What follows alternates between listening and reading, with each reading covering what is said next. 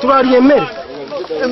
Ebyalo ebikoseddwa kuliko Kyabayanja, Kyakaseegu, Kakigando, Katanga ne Rwemivubo ebisangibwa mu luka gw'ekijumba mu ggombolola y'Ekiyuni Musaale e Mubende. Ssentebe w'eggombolola y'Ekiyuni Aloysius Byamunugu ategeezezza nti mu kiseera kino basobeddwa ekyokukolera abantu bano nga bandikwatibwa endwadde olw'okusula ebweru kwogatta n'enjala eboolekedde. Era nyongera okukubira omulanga ekintu kino sigwe nsooso okukiraba kati kitulaze essomo abe Kyabayanja bwe tuba tuzimba amayumba tugezeewo okwebuuza ku bakugu. Abakugu batuwe pulaani n'oba batoguze pulaani omukugu ayinza okugamba kusinziira embeera y'olusozi luno ennyumba gizimbe efaanana bweti kubanga bafeeyo amayumba era gaali gagenze era ntuyita abakugu ne batuwa enzimba naye wenjogera kati kale kaleko. Nantongo Shamimu, Kibuuka ne George Saka bannyonnyodde nti baludde nga bali mu kyeya naye enkuba lwe yatonye ate yabadde mbi nnyo kwe kuwanjagira minisitule y'ebigwa tebiraze okubadduukirira. Nkuba yatandise saa 7 ng'ezimusana nga muli kimuyaga mungi nga ndimu n'abaana bange bonna ebintu yange byonna byadduuka byonna n'ebifa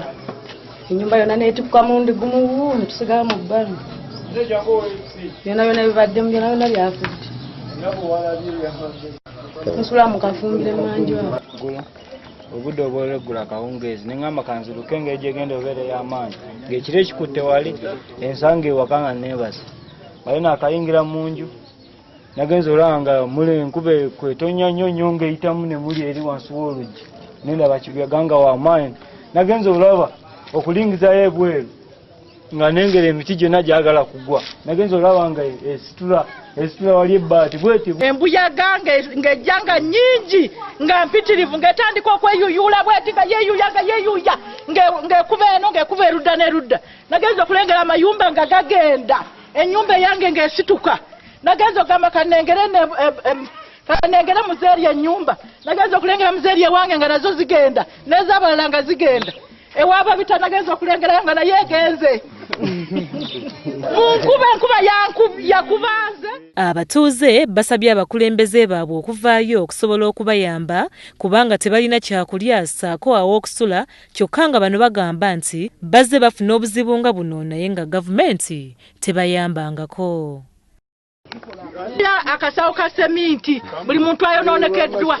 owulidde wakiri ebbaati oba ne muyiyayo tripu y'omusenyi kiri nyongerako ku bbaati erimu lye baba bampadde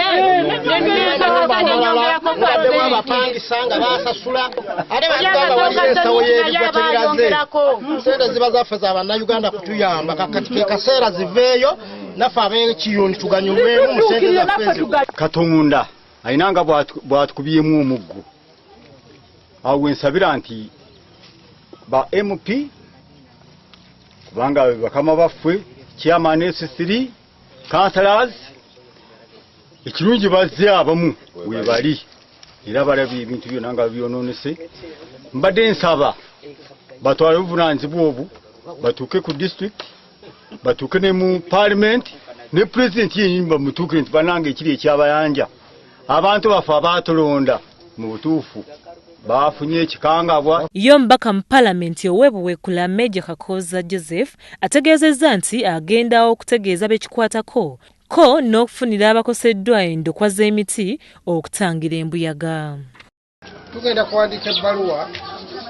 mu ofiisi ya Prime Minister mu ministry eya ebigwa tebiraze tuwandiike tukole ripooti tujja kukwatagana ne Beni Bugwanya minisita futuweeyo kubanga byonna ebituuseewo tubitegedde ennyumba ziringa nga 6 kasooli n'ebijanjalo gavumenti bye yabawa byonna byonoonese amayumba goonoonese. Mu kiseera kino buli muntu alwana kusobola okulaba nga azzaawo ennyumba ye kubanga tewali we basula ssaako n'okufuna ekyokulya.